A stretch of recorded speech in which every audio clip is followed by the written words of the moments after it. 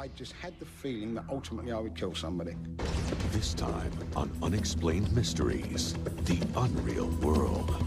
Visitors from other planets, lost civilizations, mythical beasts. What I actually saw that night, I couldn't really understand what it was. It wasn't myth, it wasn't legend, it was real, it was true. What is left? The paranormal. And that's where we come in. And we'll give you our ultimate update with our UnX report. Stay tuned for more on Unexplained Mysteries.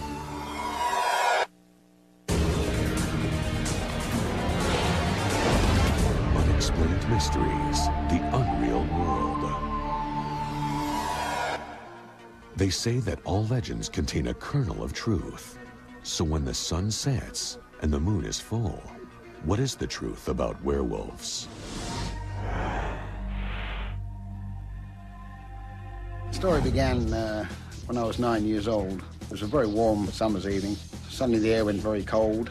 There was a terrible stench in the air, and I just flew into the most horrendous rage that my mother and father just couldn't make out why their little 9-year-old boy suddenly started to act virtually like an animal in the garden.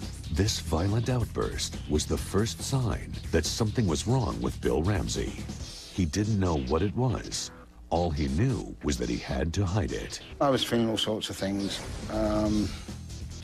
I would be the laughing stock of the neighborhood. Whatever was inside Ramsey was released again at South End Hospital.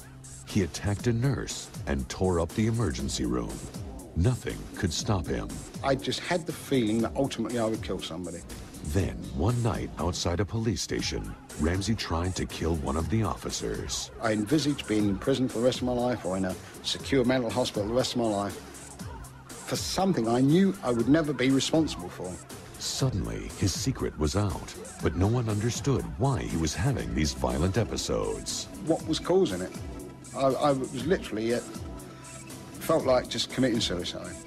An answer would come from 3,000 miles away, from an unassuming pair of paranormal investigators, Lorraine and Ed Warren. To better understand what they were dealing with, they interviewed Inspector Tony Belford, who had witnessed one of the attacks. What I actually saw that night,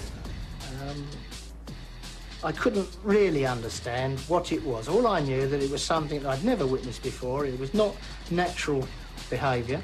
According to police records, Ramsey picked up a prostitute from a nearby carnival and inexplicably took her to the police station. So I took the prostitute inside, leaving Sergeant Terry Fisher out in the yard with Ramsey. He had these mad, staring eyes and this maniacal expression. That's all I can describe it as. The worst thing was what he was saying, and it was said in a very malevolent way. And I'll quote from the report I made shortly afterwards. He was saying, "The devil is in me. When the devil is in me, I am strong. I'm going to kill you." And when I came out into the yard, I saw Terry Fisher on the floor, just over in this location, with Bill Ramsey sitting on top of him with his hands around his throat. A little voice back here said, "Terence, you come unstuck this time." And when you see the size of this ex-police officer, you'll say to yourself, what scared him so much? Why this one experience? Because he's seen something that very few people ever see. He's seen the transfiguration of a man into a wolf. It took 5 officers to get Ramsey into custody, but not even this cell seemed to be able to contain him. His head, right arm, up to his shoulder, was outside this hole. It's difficult to actually visualise a head and an arm out there, but I can assure you, I saw it, 5 or 6 firemen saw it, a doctor saw it, and I would suggest up to 7 or 8 policemen saw it, none of which could believe what we'd actually seen. Ramsey had to be sedated and covered in liquid soap to get him back into the cell. Inspector Belford was then left with the task of explaining the episode to his superiors. I submit this report for your information and to have recorded the fact that it is in my opinion that this man will, if not controlled, end up causing fatal or serious injury to some person. Rather than press criminal charges, the court sent Ramsey to a psychiatric institution for observation. Everybody thought I had a mental problem. It just didn't seem right. But I had no other answer. I couldn't say, well, it's not a mental problem. So, well, you do this normally then, do you? Does everybody, is this normal behavior? Of course it was a mental problem. Where else could they send me? There was nowhere else. Ramsey spent 28 days in the hospital undergoing tests. But when no mental illness could be found, he was released. What is left? The paranormal, the unknown. And that's where we come in. Warren's told me that it wasn't a mental illness. I had no mental illness. I was possessed, demonically possessed with a wolf spirit. Oh, God. I've heard it all. And he kind of closed the evening with, would you come to the USA and be exorcised? Exercise? Come on. Some absolute rubbish they were giving me here. But maybe. Ramsey flew to Connecticut. There, he met Bishop Richard McKenna. He needed to be exercised, no question about that. I would think that being possessed by the devil is the worst evil that could befall anyone. I didn't know what to expect.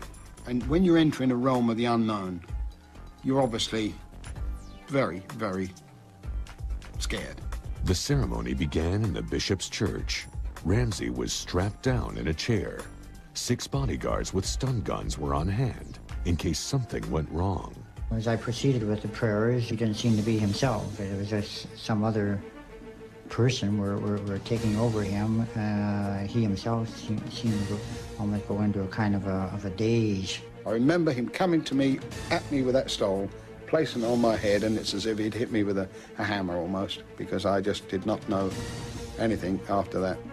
It started from behind him, and the muscles in the back of the neck all began to enlarge, and the ears began to point, and he howled. Speak, devil. Be gone in the name of God. Leave him alone. Go back to hell where you came from. Be gone. The hands clawed in such a manner that no human hand could claw like that. He had begun to make the signs of the cross on his forehead and on his breast, and then he would violently react and slap his hand at me, and then he snarled like an animal. The lips rolled up, the teeth protruded, and he tried to bite. How many of you are there? Where did you come from? What keeps you here? Be gone, Satan. Leave him alone. When the devil did leave him, he came to himself. As I came out the exorcism, you feel that you're a new person. The man was freed. The man was freed. Bill Ramsey is back home now. The fits of rage are gone. I felt I wanted to kiss him, kiss Bishop McKenna, because what he'd done. I believe that I was ultimately possessed by the devil, yeah.